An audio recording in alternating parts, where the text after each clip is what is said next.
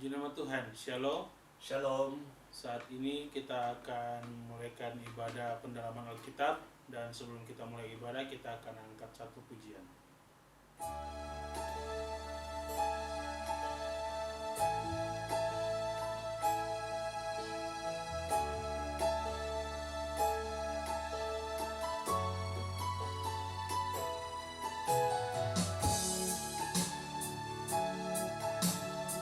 Biar kita merasa bersyukur selalu kepada Tuhan. Terima kasih Tuhan. Bersyukur selalu bagi kasih-Mu di dalam hidup.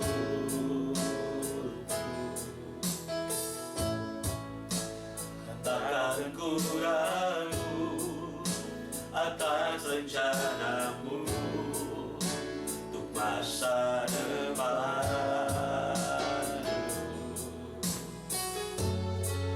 Sebagai Bapa yang baik, takkan pernah Kau meninggalkanku. Sebagai Bapa yang sangat baik, takkan pernah Kau melupakanku. Bukan menari dan bersuka karena-Mu, oh Yesusku, dan bukan minum air-Mu bagai rusa rindu. Selalu ku hidup dalam-Mu dan hidupku di dalam-Mu, oh Yesusku.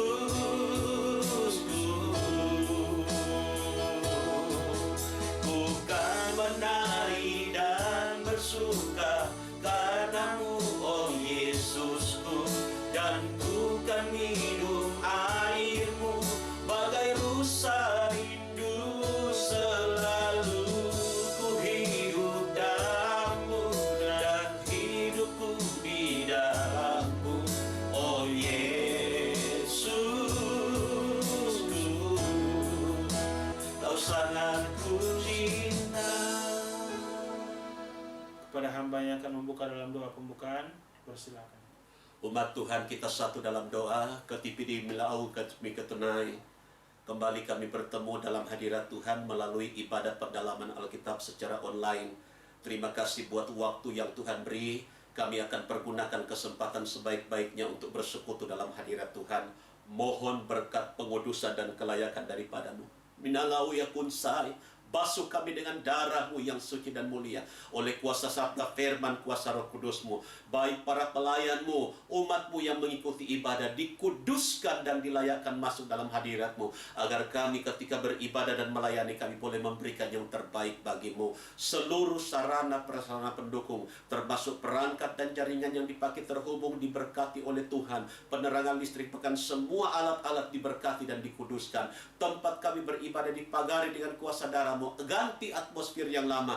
Turunlah udara surgawi memberikan sejahtera, sukacita, ketenangan. Kalau ada pekerjaan setan, iblis, kuasa roh jahat yang coba turut campur tangan, mengacau, mengganggu, mengintimidasi, dan mempermalukan jalannya ibadah dan pelayanan, dalam nama Tuhan Yesus Kristus, kami usir, kami tolak, dan perintahkan keluar pergi. Enyah ke tempatmu dan jangan kembali lagi. Darah Tuhan Yesus berkuasa membungkus dan menguduskan. Dapida lobi kusmiku tenai. Terima kasih Tuhan, terpujilah nama-Mu. Hamba membuka ibadah pendalaman Alkitab malam ini di dalam nama Bapa, Anak laki-laki dan Roh Kudus, yaitu Tuhan Yesus Kristus. Haleluya. Semua yang percaya cinta Tuhan berkata, amin. Puji nama Tuhan, kita telah dibuka dalam doa. Dan mari saat ini kita akan memuji, memuliakan nama Tuhan. Kita angkat satu pujian.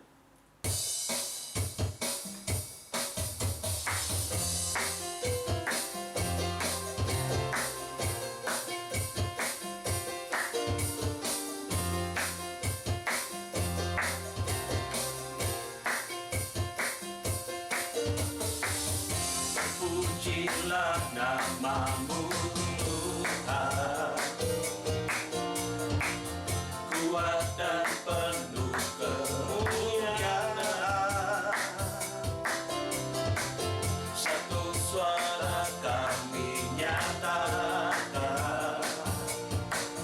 kebesaran-Mu tetap selamanya.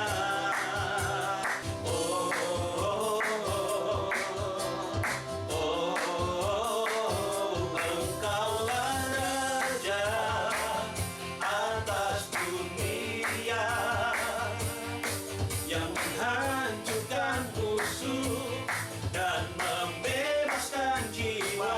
Kami bersorak, bertepuk tangan. Engkau Tuhan berjaya dan memerintah untuk lamanya.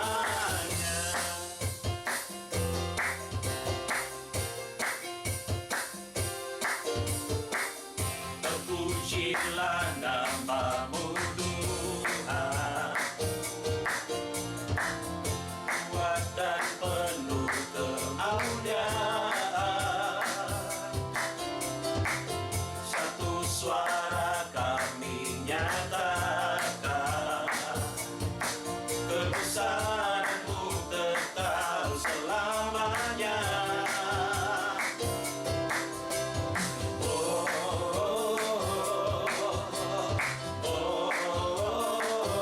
Engkaulah Raja atas dunia yang menghancurkan kutuk dan membebaskan jiwa. Kami bersorak, bertepuk tangan. Engkau Tuhan berjaya dan meminta untuk lamanya, dan meminta untuk selamanya, dan meminta untuk selamanya. Puji nama Tuhan. Biar kiranya puji-pujian kita naik di hadapan Tuhan dan menyenangkan hati Tuhan. Dan mari, tiba saatnya kita akan memberikan persembahan kita untuk Tuhan. Dan sebelum kita memberikan persembahan kita akan angkat satu pujian.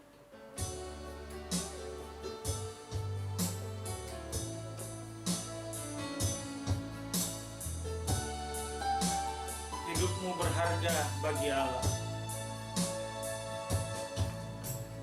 Hidupmu berharga bagi Allah, tiada yang tak berkenan di hadapannya. Dia ciptakan kau turut gambarnya, sungguh terlalu indah kau bagi Dia. Dia berikan kasih-Nya bagi kita. Dia telah relakan segala-galanya. Dia disalib untuk tebus dosa kita. Karena hidupmu sangatlah berharga. Bulu yang terkulai takkan dipatahkannya. Dia akan jadikan indah, sungguh lebih berharga. Sumbu yang mudah takkan dipadamkannya. Dia akan jadikan terang untuk kemuliaan-Nya. Dia akan jadikan terang untuk kemuliaan-Nya.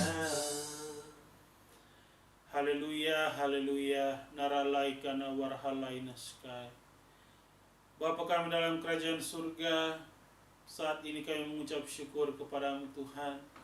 Kami dikumpulkan dalam ibadah online. Saat ini Tuhan, kami akan memberikan persembahan kami untuk pekerjaan-Mu. Kau memberkati Tuhan, anak-anak-Mu, umat-umat-Mu yang memberikan Tuhan. Umat-umat-Mu dan anak-anak-Mu yang belum sempat memberikan, Kau memberkati Tuhan, sehingga di lain kesempatan mereka dapat memberikan untuk pekerjaan-Mu. Terima kasih Tuhan, ini doa kami Tuhan. Kami mau memberikan persembahan kami dalam nama Tuhan Yesus Kristus. Haleluya. Amin. Puji nama Tuhan. Kita akan memberikan persembahan kita kepada Tuhan. Kita angkat satu pujian.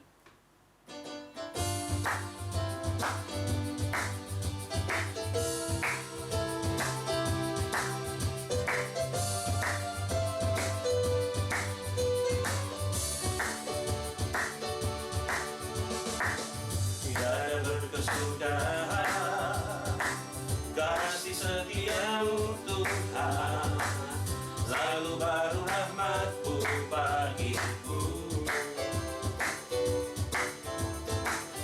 Hari berganti hari, tetap kulihat kasih-Mu, tak pernah berakhir di hidupku. Tuhan Yesus baik, sungguh amat baik, untuk selama-lamanya. Tuhan Yesus baik, Tuhan Yesus baik, sungguh amat baik, untuk selama-lamanya. Tuhan Yesus baik, untuk selama-lamanya, sampai selama-lamanya, untuk selama-lamanya. Tuhan Yesus baik. Amin. Biar kiranya apa yang kita persembahkan untuk pekerjaan Tuhan dapat berbau harum di hadapan Tuhan. Dan mari saat ini kita akan menyiapkan hati kita untuk kebenaran firman Tuhan. Dan sebelum hambanya menyampaikan kebenaran firman Tuhan, kita angkat satu pujian.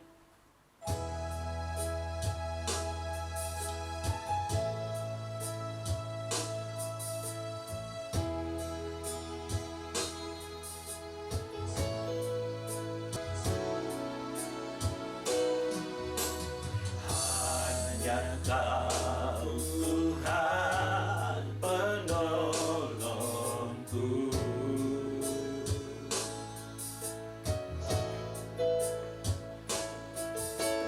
yang selalu setia bersamaku.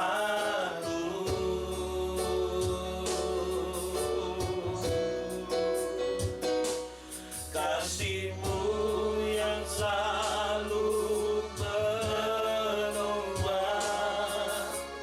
kehidupanku.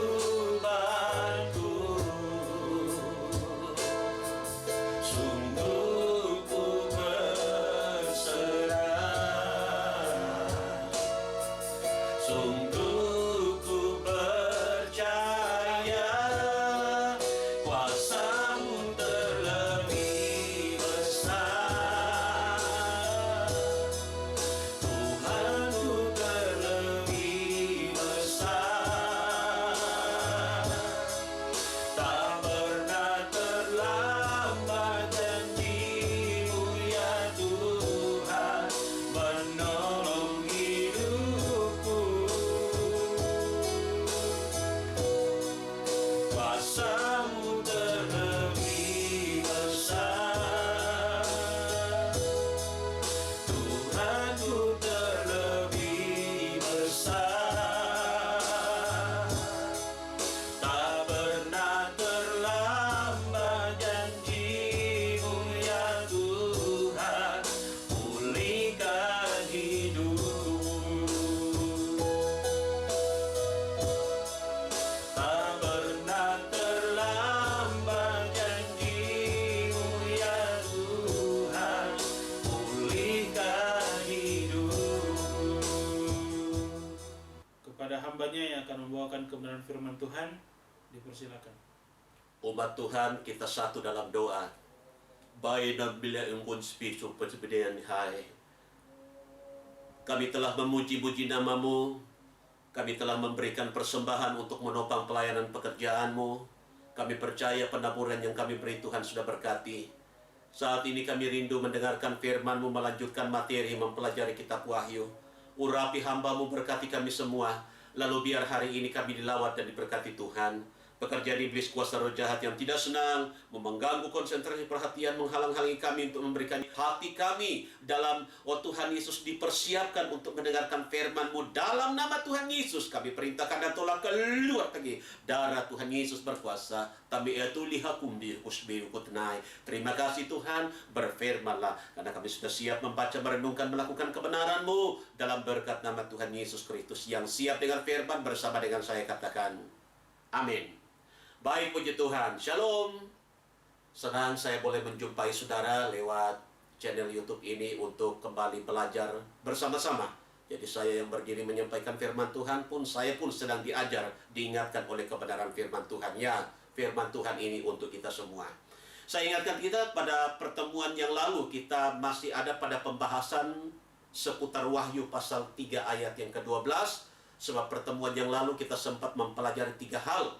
Bahwa siapa yang menang, Tuhan akan jadikan tiang. Ini poin pertama yang kita bahas terakhir pada pertemuan yang lalu. Dan hari ini kita masih melanjutkan itu. Ya, ada 69 tiang istimewa dalam Yerusalem yang baru.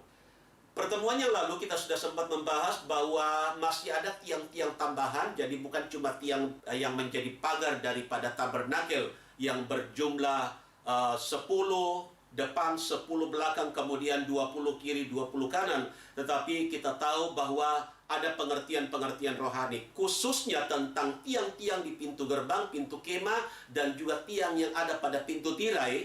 Jadi saya lanjutkan materi ini. Ada 4 tiang pada pintu gerbang, ditambah 5 tiang pada pintu kemah, dan ditambah 4 tiang pada pintu tirai.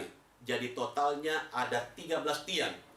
Kalau 13 tiang ini berbicara tentang 12 tambah 1. Angka 12 itu adalah angka persekutuan. Kemudian angka 1 itu adalah angka keesaan. Kalau kemarin kita belajar bahwa ada 69 tiang, 66 ditambah Tritunggal Allah. Itulah 66 kitab ditambah Tritunggal Tuhan. Maka hari ini kita temukan lagi bahwa ada 13 tiang, 12 angka persekutuan ditambah angka keesaan atau angka 1. Nah, contoh rasul yang istimewa, karena tadi pertemuan yang lalu kita belajar bahwa 4 tiang ini orang yang istimewa, 5 tiang orang yang lebih istimewa, dan ada 4 tiang lagi, ada 4 orang yang teristimewa. Di sini ada contoh rasul yang istimewa. Ada Rasul Petrus, ada Rasul Yakub atau Yakobus, dan ada Rasul Yahya atau Rasul Yohanes. Ketiga rasul ini selalu bersama-sama dengan aku. Mereka melihat kemuliaan bersama dengan aku di gunung kemuliaan. Kemarin pada pembahasan Matius pasal 17, ketika Yesus membawa murid-muridnya naik ke atas gunung untuk berasik. Apa yang dilakukan mereka di atas? Mereka berdoa semalam-malaman. Ternyata dari 12 murid yang diajak, hanya 3 yang memberikan respon. Pada waktu Yesus sedang berdoa di Taman Getsemani, ring 1 memang Yesus dengan Bapanya. Tetapi ada ring 2, Yesus membawa Petrus, Yakobus, Yohanes, terpisah daripada kelompok murid yang lain. Jadi memang ada hal yang istimewa. Ini yang saya maksudkan. Ada 4 tiang istimewa, 4 rasul. Siapa rasul yang keempat? Rasul yang keempat ini rupanya itulah Rasul Paulus. 3 tahun dia di padang gurun Arab, diproses sedemikian rupa. Bagaimana 1 tahun dia belajar tentang hikmat Tuhan, ada wahyu, ada pengajaran, dan luar biasa bagaimana dia diperlengkapi dengan karunia-karunia Tuhan, dengan hikmat pengetahuan yang luar biasa ketika dia keluar dari pelayanan. Lihatlah, 14 suratan bisa ditulis mulai dari Roma sampai Ibrani. Kemudian dalam pelayanan sungguh luar biasa pemakaian Tuhan di atas hidupnya. Masih Wahyu pasal yang ke-3 ayat yang ke-12, di situ ada penjelasan yang kedua, siapa yang menang, siapa yang bertelinga.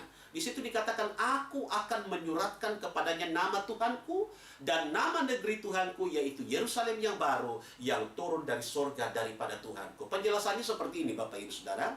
Ini berarti mereka adalah milikku. Menurut buku Pengungkapan, di situ dikatakan, aku akan menyuratkan nama Tuhanku, nama Allahku. Itu artinya apa? Mereka adalah milik.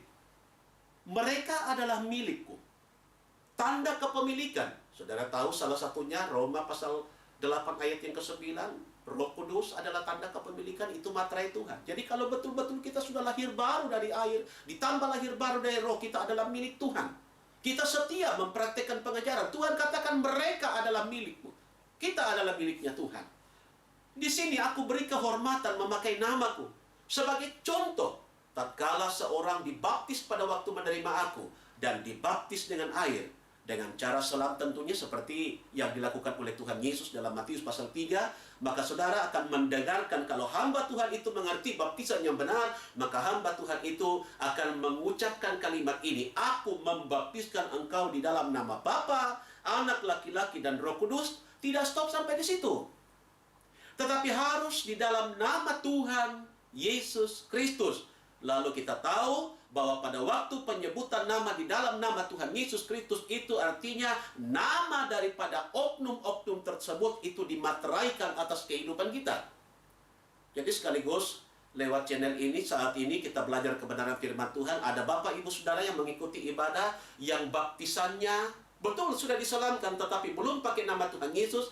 Hari ini saya mau katakan saudara ingat-ingat kembali model baptisan bagaimana.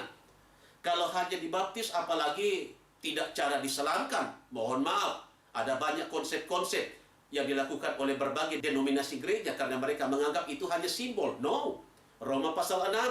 Di situ Tuhan menggambarkan lewat Paulus dalam hikmat Tuhan bahwa kita dikuburkan. Membaptiskan itu sama dengan menguburkan. Dan lihat orang yang dikubur itu harus butuh tanah yang banyak. Ditenggelamkan, dimasukkan ke dalam tanah, ditimbun. Nah seperti itu pembaptisannya. Jadi jangankan sudah diselamkan dalam air yang banyak, tapi kalau belum dimateraikan dalam nama Tuhan Yesus Kristus, saudara perlu ulang baptisan itu. Katakan amin, saudara. Jadi nama Bapa itu simbol, itu jabatan. Anak juga punya nama. Roh Kudus itu namanya adalah Kristus dalam 1 Korintus pasal 1 ayat yang ke-24. Jadi ketika firman Tuhan mengatakan Wahyu pasal 3 ayat yang ke-12, Tuhan sebagai tanda kepemilikan Tuhan atas hidup kita, kita adalah miliknya, maka dia akan menuliskan namanya. Nama Tuhan Yesus Kristus di atas kehidupan kita. Jadi oknum Tritunggal Allah itu termaterai atas kehidupan kita. Yang ketiga, ada di situ dikatakan dalam Wahyu pasal 3 ayat yang ke-12, namaku yang baru. Apa artinya? Namaku yang baru adalah suatu rahasia. Bapak Ibu Saudara, pernah di televisi ada sebuah acara bagaimana seorang anak memperjuangkan supaya penggantian nama. Lucu juga saudara kasih, saya harus sampaikan ini. Jadi anak ini begitu tersiksa batinnya ketika orang tua memberikan nama Kentut. Ada. Saudara mungkin bisa cari beritanya itu. Anak itu begitu menderita batin. Kenapa? Sebab ketika diabsen di sekolah, Kentut ada, langsung teman-temannya tertawa. Makanya ketika dia besar, dia perjuangkan untuk penggantian nama dan akhirnya pemerintah pada waktu ini dalam hari ini Dukcapil mengerti. Ya, bukan hanya sekedar memberikan nama, tetapi nama itu identitas, nama itu doa, nama itu adalah tujuan hidup. Saya kembali saudara, nama kita yang baru itu Tuhan sudah siapkan. Saya tidak tahu, kalau nama saya Fritz Richard Baker, maka saya tidak tahu sebentar nama yang baru Tuhan berikan apa. Tapi berbicara tentang nama yang baru itu adalah sebuah rahasia yang nanti Tuhan akan beritahukan kepada kita. Nanti sesudah kerajaan 1000 tahun masa damai berakhir, barulah nama baru itu aku berikan untuk mengganti nama mereka sendiri. Sebagai contoh, ada orang istimewa dan terpuji dalam Alkitab yang aku ganti namanya. Jadi ini hanya penggambaran bahwa satu ketika Tuhan akan ganti nama kita sesudah 1000 tahun masa damai berakhir. Ini bayangan dari orang istimewa yang akan aku berikan nama baru dalam Yerusalem baru. Contohnya begini. Dalam Alkitab, khususnya di Perjanjian Lama, ya, dan juga Perjanjian Baru, saya kasih contoh. Abram. Jadi rupanya pada waktu pengungkapan rahasia firman Tuhan, waktu itu baru terjemahan Bode. Ya, terjemahan Bode. Jadi saya pakai penyebutan ini, Abram. Kemudian di sini penjelasan firman Tuhan, aku ganti namanya menjadi Ibrahim. Atau Abram diganti menjadi Abraham. Sarai, aku ganti namanya menjadi Sarah. Ya. Yakub, aku ganti namanya menjadi Israel. Dalam perjanjian baru, Petrus aku ganti namanya menjadi Kefas. Kalau Kefas ini panggilan nama Yahudi. Kalau Petrus itu panggilan nama Yunani. Ya. Kemudian Saulus, itu akhirnya Tuhan ganti namanya menjadi Paulus. Nah, Apa yang Tuhan masukkan dari penggantian nama-nama yang baru saya sebutkan berdasarkan buku pengungkapan? Semua nama itu mempunyai arti penting. Saya kasih contoh ya, Yakub pada waktu dia tahu bahwa dia terlahir sebagai anak, memang anak kembar tapi anak bungsu karena Esau duluan lahir. Waktu dia paham bahwa arti nama ini kurang bagus, maka ketika dia sudah berjuang di penil di Sungai Yabok dalam Kejadian pasal yang ke-32, malaikat Teofani, Allah yang meminjam rupa menjadi malaikat yang bergumul dengan dia semalam-malaman sampai fajar. Lalu malaikat itu katakan, lepaskan aku, fajar sudah menyingsing. Lalu Yakub katakan, aku tidak akan melepaskan engkau sebelum engkau memberkati aku. Lalu orang itu bertanya, siapa namamu? Dia mengatakan Yakub. Tetapi orang itu mengatakan, mulai hari ini namamu bukan Yakub tetapi Israel. Luar biasa. Pejuang Allah dan sudah menang. Kepada mereka yang menang dari gereja Philadelphia modern, aku akan berikan kepadanya namaku yang baru dalam Yerusalem baru.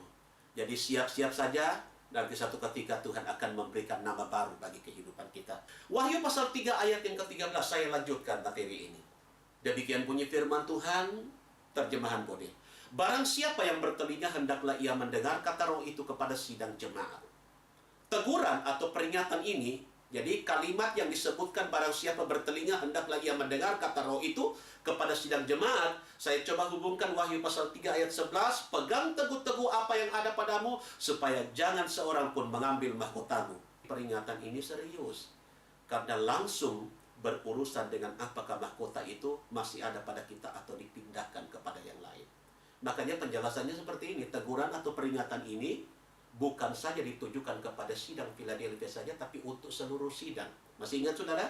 Kita belajar 7 sidang, itu tipikal kondisi gereja-gereja yang ada di keempat penjuru alam. Saya berbicara gereja komunitas yang punya nama masing-masing denominasi, kemudian gereja dalam bentuk personal, pribadi kita masing-masing. Demikian juga teguran ini ditujukan bagi seluruh gereja di dunia sekarang ini. Contohilah sidang Philadelphia ini, sidang yang terpuji imannya, dipuji oleh Tuhan. Gereja-gereja sekarang yang termasuk tipe sidang Philadelphia ini nampak pada sebahagian kecil dari aliran gereja. Mohon maaf saya pakai kalimat ini, gereja aliran yang mengagungkan pekerjaan Roh Kudus. Tetapi di situ ada tanda petik, sebahagian kecil.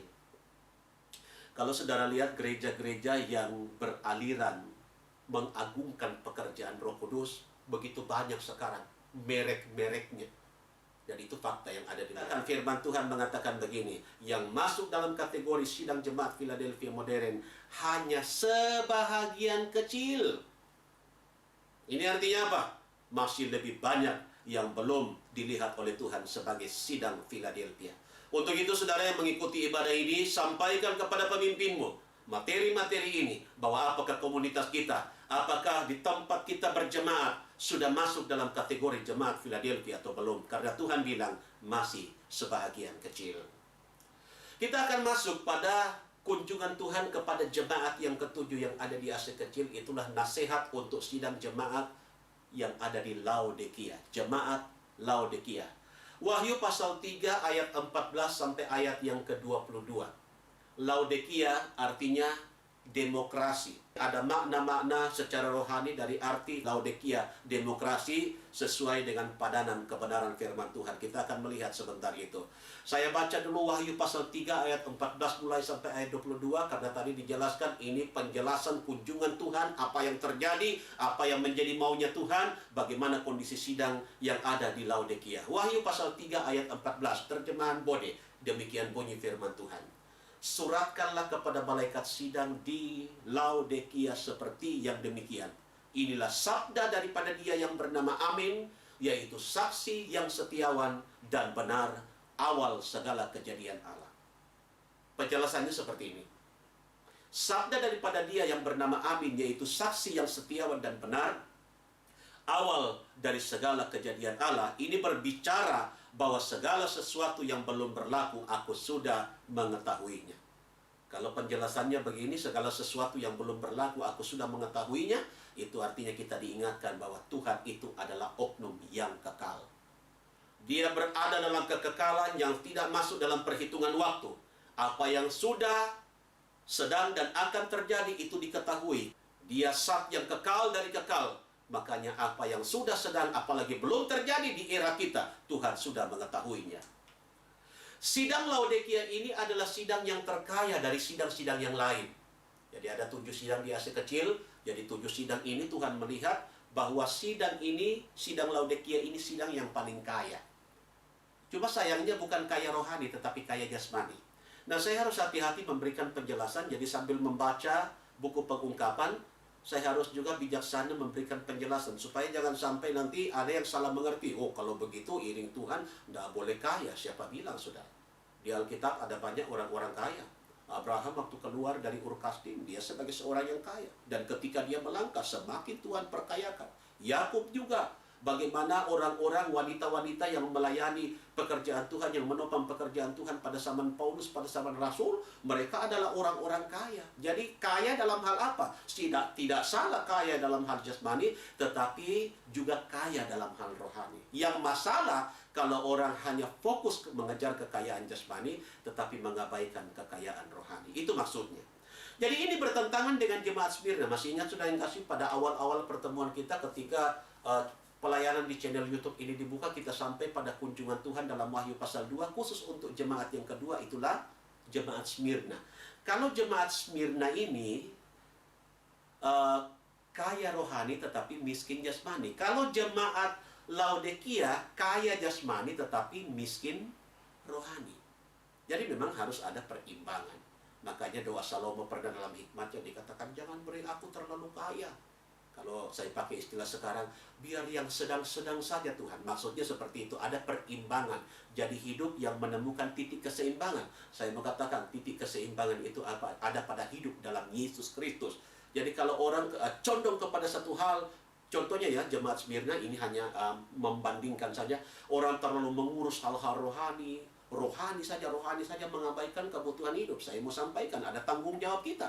Sebagai bapak keluarga harus mencari nafkah, itu juga bagian dari kewajiban, ketaatan, kesetiaan kita kepada Tuhan.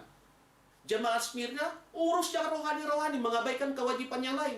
Jadi jangan sampai hanya pelayanan lalu mengabaikan kuliah, mengabaikan kewajiban dan tanggung jawab yang lain. Bahkan pernah saya dengar ada yang katakan merohanikan kemalasan. Begitu mau disuruh cuci piring, cuci pakaian, membersih rumah, tiba-tiba lipat lutut berdoa. Ini juga salah. Jadi memang harus ada perimbangan. Kita kembali kepada jemaat Laodikia. Kaya jasmani tetapi miskin rohani. Beda dengan Smyrna. Nah, ini disebabkan karena jemaat ini tidak mementingkan kerohanian. Dan Roh Kudus tidak lagi bekerja 100% sehingga kondisinya suam. Jadi, lihat kondisi rohani kita, komunitas kita, persekutuan kita. Betulkah kita masih mengejar perkara-perkara rohani, ataukah mungkin kita sudah mengabaikan perkara rohani, terlalu memikirkan hal-hal yang duniawi. Saya lanjutkan materi ini. Wahyu pasal 3 ayat yang ke-15. Aku tahu perbuatanmu, engkau itu sejuk pun tidak, hangat pun tidak. Aku suka jika engkau sejuk atau hangat. Penjelasannya seperti ini. Keadaan dan sifat sidang ini adalah sejuk, tidak, kata firman Tuhan, hangat pun tidak. Jadi keadaannya suam. Apa artinya suam? Keadaannya adalah suatu waktu jika roh bekerja, kebaktian itu menjadi hangat. Jadi saya gambarkan orang-orang pada waktu roh bekerja, betul-betul mereka berapi-api. Dan saya pernah dibawa di beberapa tempat, Bapak Ibu Saudara, waduh, kami di komunitas yang ada di kota Makassar ini kalah kalau memuji Tuhan. Pokoknya luar biasa, semua untuk Tuhan. Tapi terkadang tidak berimbang. Mereka habiskan tenaga mereka untuk memuji Tuhan. Akhirnya pada waktu masuk acara berikut, khususnya pada waktu pemberitaan firman Tuhan, sudah lowbat. Waktu firman Tuhan diberitakan, sudah masing-masing berebutan cari sandaran. Firman Tuhan baru 15 menit, so mengantuk. Itu banyak terjadi di luar. Jadi semua harus berimbang. Kalau roh bekerja, semua pun harus ada takarannya. Dan saya percaya, kita tidak mau jadi seperti jemaat Laodikia. Kalau roh bekerja semangat, tapi kalau tidak ya biasa-biasa saja. Di waktu lain, kata penjelasan firman Tuhan di sini, di waktu lain sejuk dingin. Akibatnya roh daging bekerja. Ya, kalau tidak ada karunia-karunia, tidak ada kenyataan Tuhan, tidak ada wujud kehadiran Tuhan, maka ibadah itu menjadi dingin. Celah terbuka roh daging bisa bekerja, karena iblis paling senang dalam situasi yang sedemikian. Sifat kebaktian dari sidang ini kelihatan berapi-api dari luar. Tetapi keadaan itu bukan disebabkan oleh panasnya Roh Kudus, melainkan roh daging. Tuhan memantau semuanya. Kita bisa menunjukkan semangat kita, gairah kita dalam memuji Tuhan, mengikuti rangkaian demi rangkaian ibadah, tapi sesungguhnya Tuhan memulai penilaian itu dari hati. Jadi kita tidak bisa bersandiwara. Di hadapan manusia kita bisa pakai topeng. Orang katakan luar biasa. Baru intro musik saja tangan sudah terangkat. Pada waktu masuk refrain lagu, rasanya lompat-lompat, itu ubun-ubun kepala, rasanya sudah mau ketemu dengan atap plafon. Tapi Tuhan melihat hati. Jangan sampai seperti jemaat yang ada di Laodikia. Semangat, panas yang dirasakan bukan oleh Roh Kudus, tetapi roh daging. Kebaktian ramai dari luar, karena tepuk tangan yang bersemangat disertai dengan musiknya. Penjelasannya seperti ini. Tetapi sayangnya bukan oleh roh, tetapi oleh daging. Hati-hati, tim musik, tim pelayan altar, di komunitas kita masing-masing, apa yang menggerakkan kita? Seorang hamba Tuhan pernah menulis sebuah buku, kalau diterjemahkan dari bahasa Inggris, dikatakan hidup yang digerakkan oleh tujuan, sebuah tujuan. Apa yang mendasari motifnya apa? Kira-kira seperti itu. Jadi pada waktu kita berdiri melayani sebagai WL, song leader, sebagai pemain musik, sebagai singer, betulkah yang menggerakkan itu kuasa Roh Kudus atau oleh daging? Ingin tampil, ingin menunjukkan kehebatan. Makanya di beberapa kesempatan pertemuan pembekalan saya sampaikan kepada teman-teman pelayan, tim yang melayani, pada waktu kita masuk dalam ibadah pelayanan, ibadah apapun itu, bedakan konsepnya dengan konser. Jadi hati-hati saudara yang kasih, ibadah-ibadah yang kita lakukan, jangan kita salah. Ibadah bagaimana kita para pelayan menuntun jemaat Tuhan supaya bertemu dengan Tuhan. Jangan sampai kita merasa bahwa kita berdiri melayani, tapi Tuhan mengatakan, aku tidak melihat kamu melayani, tapi kamu sedang konser. Menunjukkan jago kamu, hebat kamu. Untuk itu tim pelayan, semua pelayan altar, semua tim, mari mulai koreksi hati ini. Kalau masih ada unsur-unsur mungkin selama ini tanpa sadar, kecenderungan pelayanan kita mengarah kepada konser. Ingat, apakah pelayanan kita menuntun jemaat untuk bertemu dengan Tuhan? Atau sampai mentoknya tepuk tangan, hebat, luar biasa. Ya, semua yang bukan berasal dari Tuhan, saya mau katakan Tuhan tidak bertanggung jawab. Makanya kenapa dalam beberapa kejadian-kejadian terdengar biasa kabar-kabar miring. Wah, luar biasa kalau melayani. Waduh, jangan coba-coba dekat. Api menyala. Dekat, kamu akan terbakar. 1-2 hari ke depan sudah kena kasus inilah, ada masalah inilah, dan seterusnya. Ya, karena bukan Roh Kudus, roh daging. Untuk itu, lewat pemberitaan firman Tuhan saat ini, saya yang memberitakan firman Tuhan, sebab saya juga masuk dalam tim pelayan, harus berhati-hati kita semua yang ada, supaya semua yang kita lakukan, kegerakan semangat kita bukan oleh roh daging pekerjaan iblis, tapi betul-betul datangnya dari Roh Kudus. Saya lanjutkan materi ini. Aku berkehendak agar kebaktian itu hangat oleh Roh Kudus. Aku benci kepada keadaan sidang yang keadaannya sejuk, terlebih lagi aku benci kalau suam. Kenapa mereka suam? Penjelasannya seperti ini.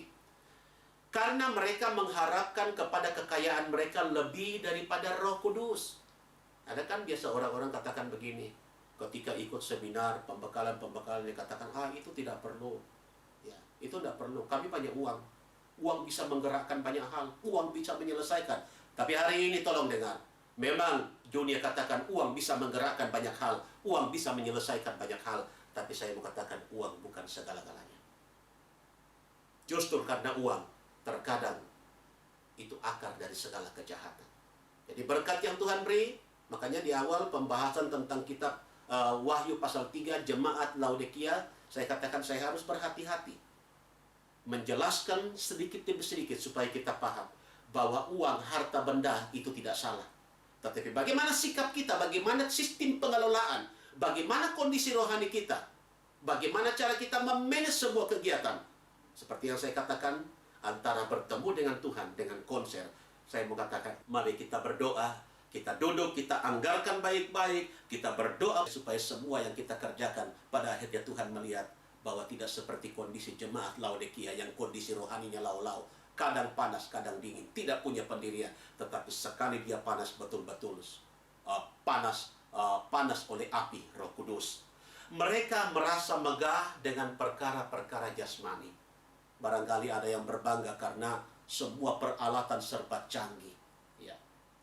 Pernah saya mendengarkan kebaktian KKR, ada seorang hamba Tuhan pernah menceritakan perkunjungan penginjilan di satu tempat. Ini kenyataan yang pernah terjadi.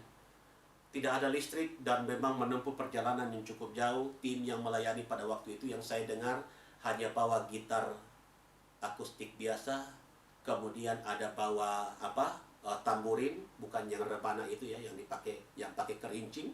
Kemudian kalau tidak salah pada waktu itu ada alat yang berfungsi sebagai cajun, ya.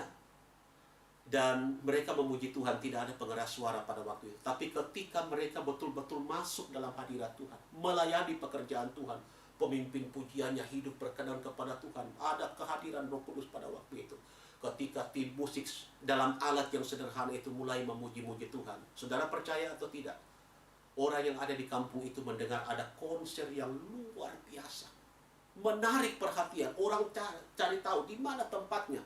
Lalu pada waktu mereka hadir pertama dengar, kemudian pada waktu pemberitaan firman Tuhan mereka merespon masuk. Lalu ada yang menyerahkan diri untuk terima Yesus sebagai Tuhan dan Juru Selamat. Lalu selesai kegiatan itu mereka katakan begini, awalnya kami hanya kaget, kami kira ada band lengkap, alat yang sederhana. Kalau Tuhan memberkati, Tuhan mengurapi, maka yang terdengar bagi orang-orang lain itu sungguh hal yang beda. Kita membutuhkan semangat dan urapan yang sama. Sehingga walaupun alatnya bagus, alatnya sederhana, walaupun alatnya sederhana, tapi kalau diurapi dan orang-orang yang memakai dalam pelayanan diurapi, maka itu lebih luar biasa. Saya tidak katakan bahwa gereja tidak membutuhkan alat-alat yang bagus. Itu juga puji Tuhan. Tetapi logikanya, orang yang punya alat yang bagus, punya talenta bagus, kalau punya motivasi dan tujuan-tujuan yang bagus, pasti hasilnya lebih luar biasa. Itu yang kita harapkan. Untuk itu jangan sama seperti jemaat yang ada di Laodikia. Wahyu pasal 3 ayat yang ke-16.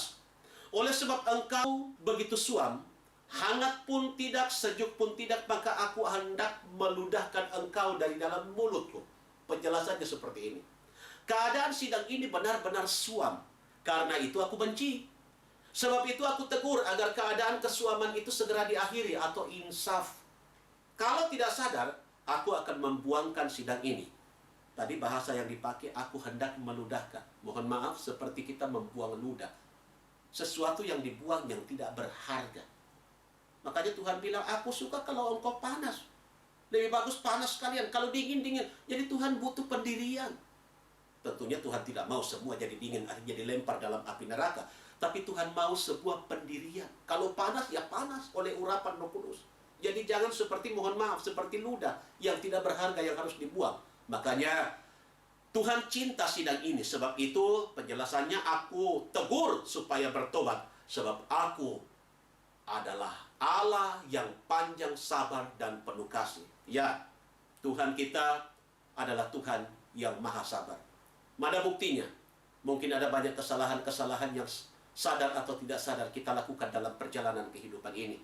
Tetapi Tuhan masih bermurah hati, memberikan kesempatan hidup bagi kita, kesempatan mendengarkan firman Tuhan, kita diarahkan. Itu adalah bentuk panjang sabar Tuhan. Mari kita hargai itu. Kita lihat sebagai kesempatan untuk mencoba lagi berbuat baik.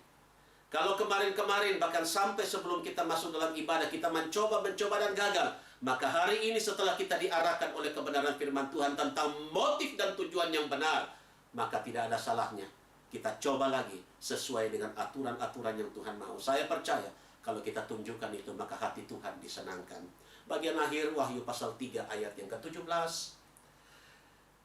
Dengan sebab katamu aku kaya, dan sudahlah aku beroleh kekayaan, dan satu pun tiada kekurangan padaku.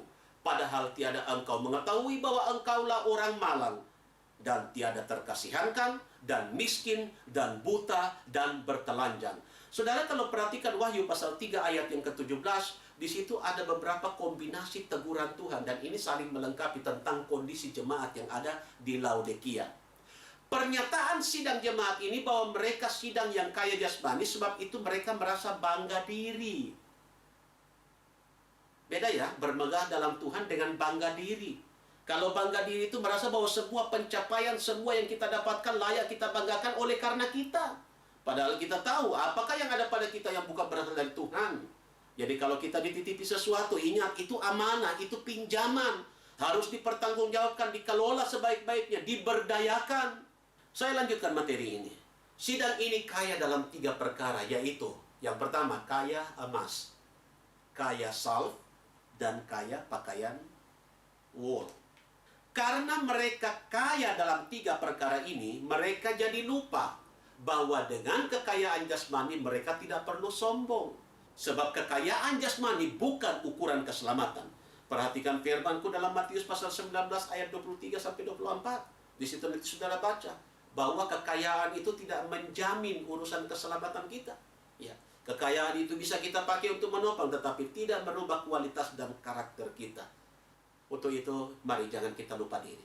Kalau Tuhan titip berkat-berkat Tuhan, seharusnya itu tidak mengubah kualitas kita, tidak mengubah tujuan-tujuan hidup kita, tidak menyebabkan rohani kita menjadi drop, tapi justru fasilitas kelebihan yang Tuhan berikan itu bisa kita pakai untuk menopang, lebih membawa kerohanian kita lebih mengasihi Tuhan.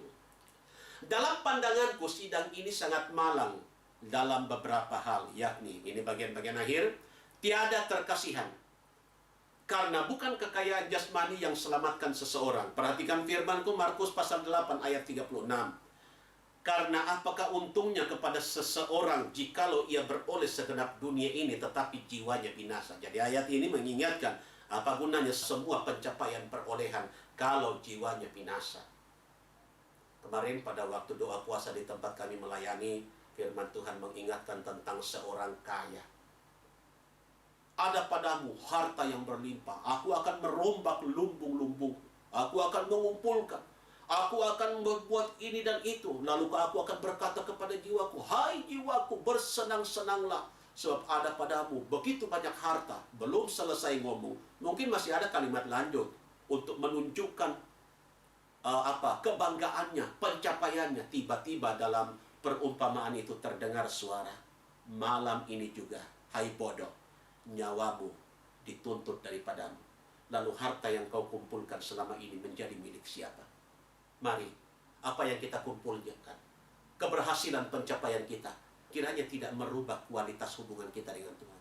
Justru itu merupakan fasilitas tambahan, merupakan kalau saya bisa katakan kekuatan tambahan bagi kita untuk semakin sungguh-sungguh mengasihi Tuhan dibandingkan orang-orang lain yang hidup di bawah garis kemiskinan, berusaha menunjukkan kualitas. Dan mereka bisa. Kenapa tidak? Orang-orang yang dilimpahi dengan harta jasmani, seharusnya mereka bisa menunjukkan hubungan yang lebih, kualitas yang lebih. Masih ingat pada waktu penjelasan tentang sidang jemaat Philadelphia, kita berusaha bukan saja diselamatkan, tapi hendak menjadi tiang orang yang bukan saja istimewa, bukan saja lebih istimewa, kalau bisa teristimewa.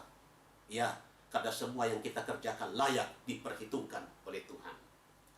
Emas di dunia tidak kekal, kata Matius pasal 6 ayat 19 sampai 20. Di sini ada penjelasan tadi miskin rohani. Ini berarti gereja-gereja sudah kehilangan anugerah dan kuasa, suara Roh Kudus tidak terdengar lagi dan pemberitaan Injil menjadi suam. Saya bisa bayangkan ketika firman Tuhan dalam buku Pengungkapan mengatakan miskin rohani.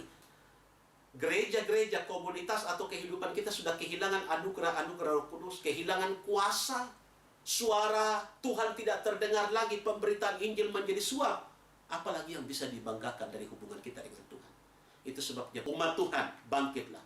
Mari kita mau tinggalkan semua hal-hal yang menjadi kebencian Tuhan, teguran Tuhan, seperti yang kita pelajari pada jemaat Laodikia. Supaya betul-betul kita masih punya kesempatan untuk membenahi diri. Saya percaya pada waktu kita manfaatkan yang ada untuk kembali kepada Tuhan, melakukan apa yang menjadi maunya Tuhan, mulai memanage segala harta benda yang Tuhan beri, kelimpahan fasilitas, saya percaya itu akan membawa rohani kita kepada tahapan yang lebih menyenangkan Tuhan. kesempatan lain kita sambung. Tuhan Yesus memberkati, dan mari kita siapkan hati kita untuk masuk di dalam penyembahan. Umat Tuhan, saya jemput kita berlutut semua. Kita mau siapkan diri kita untuk menyembah Tuhan.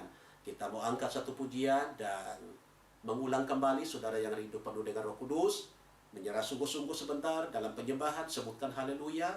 Saudara konsentrasi dengan Tuhan, minta. Saya percaya siapa yang minta akan diberi, ketuk akan mendapat, baginya pintu akan dibukakan siapa yang mengetuk pintu. Untuk itu, mari kita siapkan diri kita masuk dalam penyembahan. Kita nyanyikan satu pujian.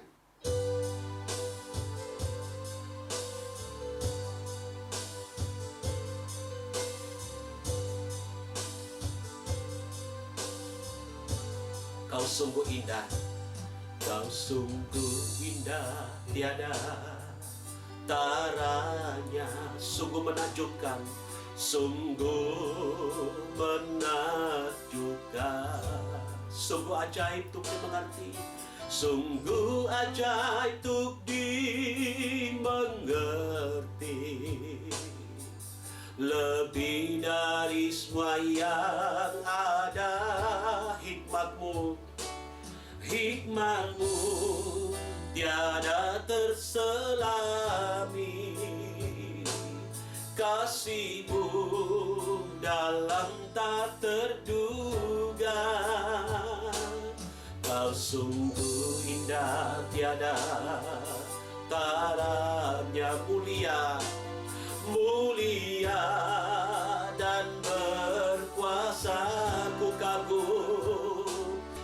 kagum hormat akan Engkau. Ku kagum hormat akan Engkau. Kau Allah yang layak dipuji. Ku kagum akan Engkau. Ku kagum akan Engkau. Haleluya, haleluya. Sesudah kami mendengarkan firman-Mu, kami rindu masuk lebih dalam untuk menyembah Tuhan. Biarlah Engkau mendapati kami menjadi imamat yang rajani yang sedang membakar dupa yang harum di depan mezbah dupa. Kuduskan dan layakkan kami. Biar penyembahan yang kami berikan kepadamu berkenan dan menyenangkan hati Tuhan. Saudara-saudara kami yang rindu dipadukan dengan kuasa Roh Kudus, memperlengkapi dengan anugerah kuasa-Mu Tuhan. Kuasa iblis roh jahat yang coba mengganggu, menghalangi kami untuk menyembah Tuhan, dalam nama Tuhan Yesus kami usir dan tolak dia keluar pergi. Darah Tuhan Yesus berkuasa. David Holy Sasimus Mikut Mai. Terima kasih. Ini kami yang siap menyembah Tuhan dalam nama Tuhan Yesus Kristus. Haleluya. Mari kita siapkan diri kita untuk menyembah Dia. Haleluya. Engkaulah Tuhan, Engkaulah Raja, berdaulat atas hidupku. Ku berserah penuh. Lasai grat lai lai kita damasai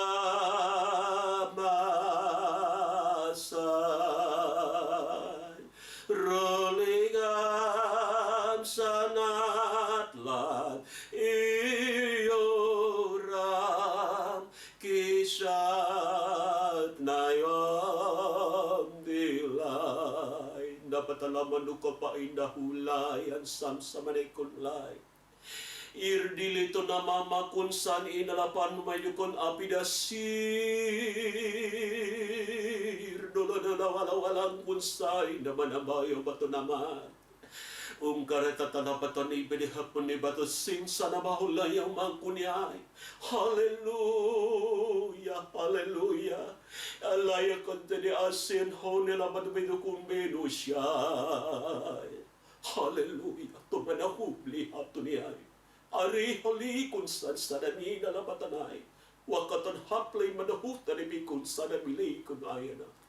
Ya karhala patana humbari binahuli kun sensa de padaya. Arna tohli do patana inda bakun sanche mina belindo mekutana aple mina hunda de kasuspai. Ya rahala batu kamana untana humbe de sisi de badamin lalam katang kamane patile. Kulihan sanse de bihilla ya da malabakun tana bine untana mahumba de kusai. Glory, hallelujah, hallelujah. Rido, ritanang binapunya takun siri. Ripanapatan na naman ahulin na natumina kung saan sa nami kulapatan naman. Glory, hallelujah, glory, hallelujah. Kita masih ada dalam hadirat Tuhan. Umat Tuhan pergunakan kesempatan beberapa saat untuk terhubung secara pribadi. Sampaikan doa-doa permohonan pribadimu kepada Tuhan. Tuhan ada di depanmu saat ini. Dia sedang melihat kita yang berdoa. Dia bertanya, apa yang engkau suka aku lakukan bagimu. Mulailah bercerita. Kalau engkau membutuhkan kesehatan, sampaikan permohonan. Kau membutuhkan sebuah keajaiban, pintu kemustahilan yang selama ini ditutup. Tidak ada yang mustahil bagi Tuhan. Tuhan bisa membuka pintu yang tertutup bahkan sampai berabad-abad sekalipun. Tidak ada yang mustahil bagi Tuhan. Kau yang membutuhkan sesuatu, ceritakan semua kepada Tuhan. Haleluya. Semua datang oleh hatu nimanawi. Haleluya. Terima kasih Tuhan. Terima kasih Bapa. Terima kasih Yesus, terpujilah nama Roh Kudus. Terima kasih Tuhan. Penyembahan dan doa-doa pribadi selesai. Umat Tuhan disilakan duduk kembali. Kita mau siapkan hati kita masuk dalam doa syafaat. Kita angkat satu pujian.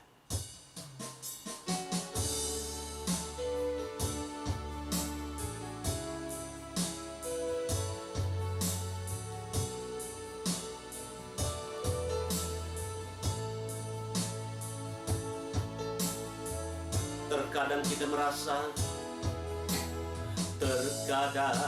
kita merasa, tak ada jalan terbuka, tak ada jalan terbuka, tak ada waktu lagi, tak ada lagi waktu, terlambat sudah. Dengan iman katakan, Tuhan tak pernah berdusta. Tuhan tak pernah berdusta. Dia selalu pegang janjinya. Dia selalu pegang janjinya. Bagi orang percaya, mujizat nyata. Katakan bersama, dia mengerti. Dia mengerti. Dia peduli persoalan yang sedang terjadi. Dia mengerti. Dia peduli persoalan yang kita alami. Namun satu yang dia minta, agar kita percaya sampai mujizat menjadi nyata. Namun satu yang minta, agar kita percaya sampai mujizat menjadi nyata. Haleluya, haleluya, haleluya. Kami telah menyembah Tuhan, kami percaya roh kami telah diberkati, dikuatkan, dan dilawat Tuhan. Kami bawa syafaat kami kepadamu, kuduskan kami, basuh kami, layakkan kami untuk mengangkat doa syafaat, agar pokok-pokok doa yang kami sampaikan kepadamu, Tuhan dengar, Tuhan sendengkan telingamu, dan Tuhan menjawab apa yang menjadi kerinduan kami. Kuasa iblis roh jahat yang coba mengganggu, menghalangi kami untuk menyampaikan doa-doa, menghalangi jawaban dinyatakan dalam nama Tuhan Yesus. Kami usir dan tolak dia keluar. Darah Tuhan Yesus berkuasa. Terima kasih. Pertama-tama kami angkat ke dalam tangan buat pemerintah bangsa dan negara kami. pemerintah yang adalah wakil Tuhan. Kami tahu Tuhan sudah memilih mereka, dampingi mereka, berikan hikmat, pembimbingan, pendampingan, agar dalam menjalankan sebuah tugas dalam roda pemerintahan, kami percaya dengan pendampingan Tuhan, mereka boleh berhasil menjalankan sebuah tugas-tugas mereka dan boleh menyelesaikan semua delik permasalahan yang ada, termasuk penyelesaian masalah COVID dan dampak-dampaknya. Kami percaya Tuhan ada di sana.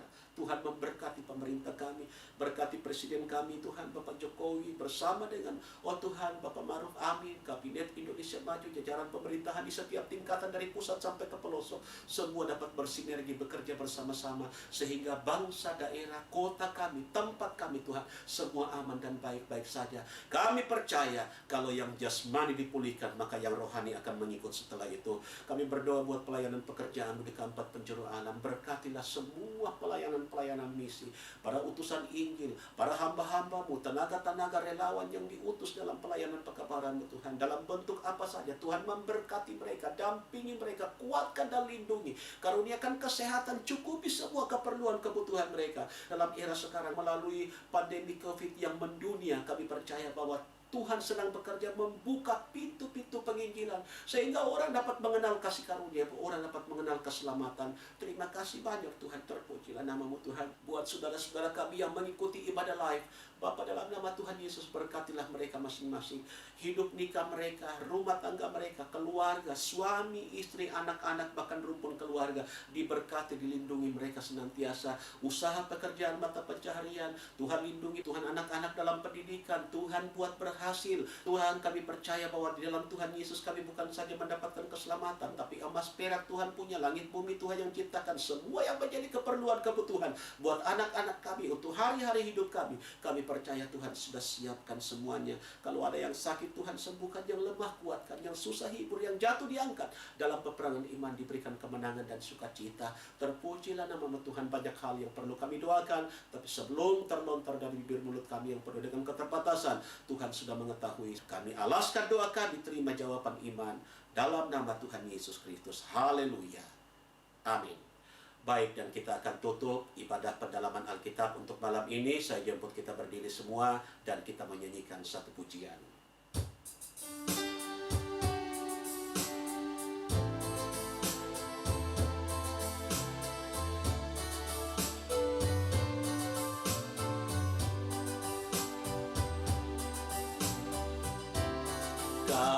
Kami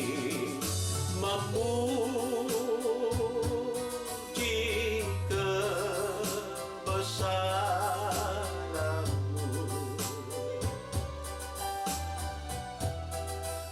ajaib Tuhan, ajaib Tuhan. Kami memuji kebesaran-Mu, kami memuji kebesaran-Mu,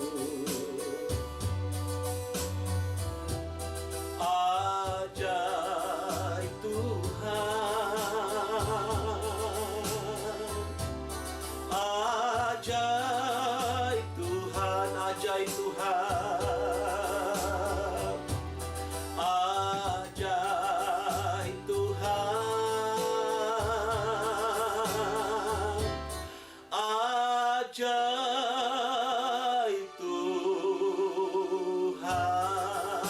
Haleluya, haleluya. Di akhir ibadah kami pulangkan syukur. Terima kasih Tuhan baik, sungguh luar biasa. Melawat memberkati kami, bukan saja jiwa kami, roh kami, tapi kami percaya tubuh kami juga diberkati dengan kesehatan dan kekuatan. Terima kasih baik yang melayani, yang mengikuti ibadah, semua sudah diberkati oleh Tuhan. Sebentar sesudah ibadah berakhir, kalaupun kami harus kembali ke aktivitas kami, apapun yang masih bisa kami kerjakan sampai kami beristirahat sebentar dalam menikmati peristirahatan kawal malam, semua dilindungi dan dijaga oleh Tuhan. Pertemukan kami kapan waktu, dalam waktu Tuhan kami boleh kembali beribadah, belajar kebenaran, dan kami diberkati oleh Tuhan. Umat Tuhan, angkat wajahmu, tadakan kedua tangan, arahkan hati kepada Tuhan Yesus pemberi berkat. Dengan iman kita terima berkat Tuhan. Kekasih-kekasih Tuhan, bawa anugerah sejahtera Tuhan Yesus, kasih sayang dari Allah Bapa, pimpinan urapan persekutuan kekuatan dalam penghiburan Roh Kudus, Tritunggal dalam Tuhan Yesus Kristus, biar ketiganya memberkati hidupmu, hidup nikah, rumah tangga, pendidikan, pekerjaan, pelayanan, langkah-langkah, dan segala rencana-rencana kita. Mulai malam ini sampai ke fajar hari Maranatha, Tuhan Yesus datanglah kembali. Sambut dan bawa kami masuk dalam surga, Yerusalem yang baru. Dalam berkat nama Tuhan Yesus Kristus, kami sudah berdoa dan hamba tutup ibadah pendalaman Alkitab untuk saat ini. Haleluya. Semua yang percaya cinta Tuhan berkata, amin. Baik, puji Tuhan, ibadah kita telah selesai, dan jika ada pertanyaan yang akan disampaikan, Bapak Ibu Saudara-saudari kiranya dapat menulisnya pada kolom komentar pada channel YouTube ini, dan akan dijawab pada waktunya. Sampai jumpa pada pertemuan selanjutnya. Tuhan Yesus kiranya memberkati kita semua. Selamat malam dan shalom.